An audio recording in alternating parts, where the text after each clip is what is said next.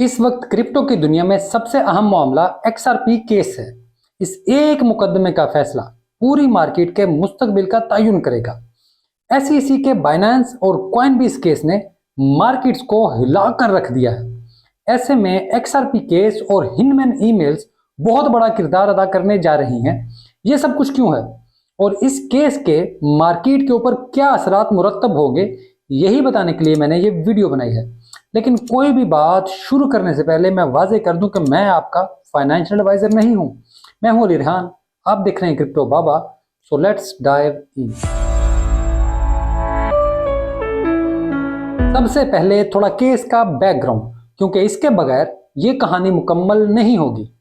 XRP जब launch हुआ तो इसका नाम रिपल कॉइन था, फिर बाद में ये XRP बना। ये बुनियादी तौर पर क्रॉस बॉर्डर पेमेंट को सस्ता बनाने के लिए बना था, ताकि दुनिया के किसी भी हिस्से में कंपनियां बगैर डॉलर्स के पेमेंट कर सकें और उन्हें बैंकों के अखराजात भी ना उठाने पड़े। दिसंबर 2020 में सिक्योरिटी एंड एक्सचेंज कमीशन ने XRP, क्रिस लॉर्सन और ब्रैड के खिलाफ केस दायर कर दिया, क्योंकि इनका ख्याल था कि ये एक सिक्योरिटी है जिसको नाजायज तौर पर बेचा गया है। दोनों ने केस में तस्लीम किया कि XRP इब्तदाई तौर पर ज्यादा डिसेंट्रलाइज नहीं था, लेकिन सिक्योरिटी और कॉन्ट्रैक्ट वक्त के साथ साथ बदलते हैं और अब ये डिसेंट्रलाइज्ड है। इसी वजह से लॉन्च के वक्त को बुनियाद नहीं बनाया जा सकता, क्योंकि ये केस 2020 में दायर किया गया है, जबकि रिपल सालों से इस कॉइन का इस्तेमाल कर रही है और SEC ने कभी भी रिपल को ये काम करने से नहीं रोका। और अब जब ये पूरी दुनिया में इस्तेमाल हो रही है तो इस पर केस करना नहीं बनता है। केस में अहम तरीन मोड़ तब आया जब रिपल ने SEC से इथेरियम पर उनकी राय का रिकॉर्ड तलब कर लिया, जिसको SEC किसी हद तक डिसेंट्रलाइज करार दे चुकी है। यहां सिक्योरिटी एंड एक्सचेंज कमीशन फंस गया, क्योंकि वो रिकॉर्ड नहीं देना चाहते थे।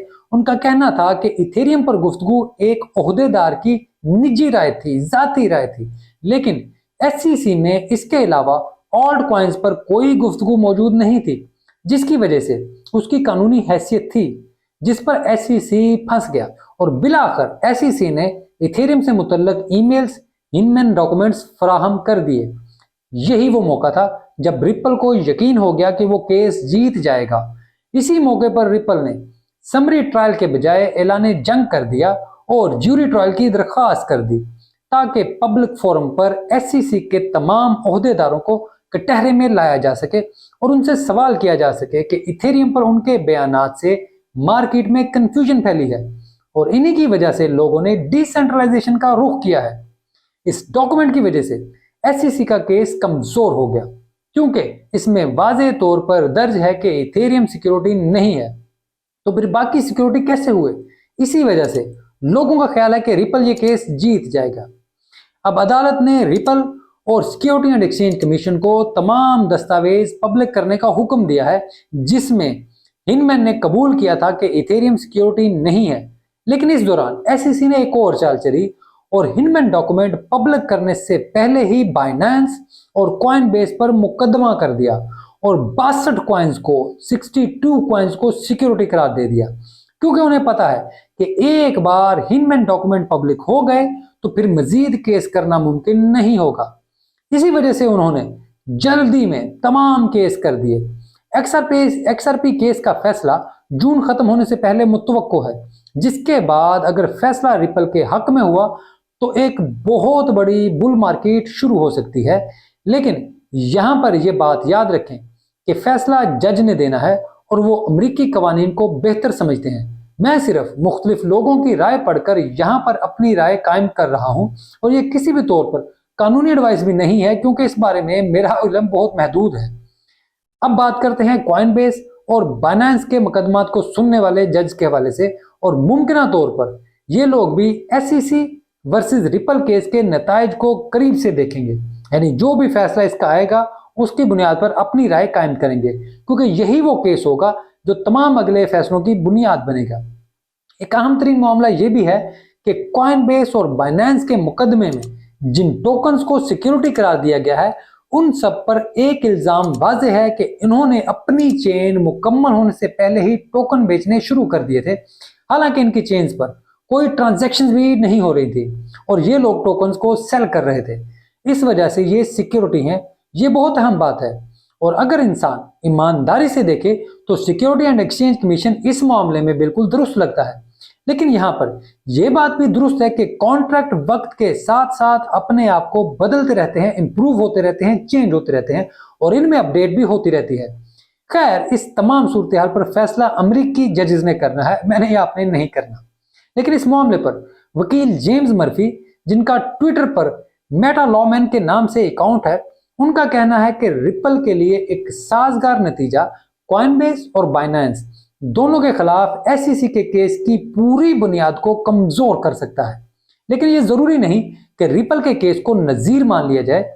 यह नजीर सिर्फ इसी सूरत में बन सकती है कि अगर यह फैसला बहुत मजबूत बुनियादों पर किया जाए कि कोई इस पर इख्तलाफ ना कर सके, कोई इसके खिलाफ ना जा सके। और अगर ऐसा हुआ तो फिर यह नजीर बनेगा, वरना शायद इसे ज्यादा अहमियत ना मिले। एक्सआरपी के हामी वकील जॉन डेटन का ख्याल है कि एसईसी अच्छी तरह से वाकिफ है कि रिपल केस में जज टोरेस का फैसला मुस्तकबिल करीब में आ जाएगा। सिक्योरिटी एंड एक्सचेंज कमीशन ने जानबूझकर ये नए केस इस नतीजे से पहले दायर कर दिए हैं। अगर रिपल केस में रेगुलेटर को मनफी नतीजे का सामना करना पड़ता है तो इनके पास अगले केसों का मौका होगा जहां वो क्रिप्टो पर क्रैक डाउन कर सकेंगे। एसईसी इन मुकदमात को इस फैसले से पहले दायर करना चाहता था क्योंकि उन्हें शायद इल्म है कि रिपल का फैसला उनके खिलाफ आ रहा है, सिक्योरिटी एंड एक्सचेंज कमीशन के खिलाफ आ रहा है। मर्फी का ख्याल है कि कॉइनबेस केस के लिए तफवीज करदा जज, यानी कि जो जज उस केस के वाले से मुकर्रर किए गए हैं, रियर्डन को भी रिपल केस को ही देखना है कि एक्सआरपी सिक्योरिटी है या नहीं है। एक्सआरपी के वकील बिल मॉर्गन ने भी राय दी है कि रिपल केस का बाइनेंस और कॉइनबेस के केसेस पर असर हो सकता है। मॉर्गन ने वजाहत की है कि रिपल मुकदमे के नतायज पूरी इंडस्ट्री पर बहुत बड़ा असर डालेंगे। अगर रिपल केस हार जाता है तो कॉइनबेस और बाइनेंस के साथ भी अच्छा सलूक नहीं होगा और अगर रिपल केस जीत जाता है तो बाइनेंस और कॉइनबेस भी जीत जाएंगे। तो यहां पर मैं इस नतीजे पर पहुंचता हूं कि असल फैसला रिपल केस का है और अगर ये फैसला हक में आया तो हम एक्सआरपी का बुल रन देखेंगे और इसके साथ साथ हम बाकी आल्ट कॉइन्स में भी तेजी देखेंगे। और अगर ये हार भी गए तो मार्केट पर पहले ही इसके बुरे असरात आ चुके हैं और कोई बुरा फैसला मार्केट पर ज्यादा से ज्यादा 20% असर डालेगा, ज्यादा नहीं होगा। ये मेरी राय है, कोई फाइनेंशियल एडवाइस नहीं है। मेरा काम आप लोगों तक बेहतरीन मालूमात पहुंचाना है, जो मैंने कर दिया। अब फैसला आपका है। उम्मीद है कि आपको मेरी ये कोशिश और वीडियो अच्छी लगी होगी।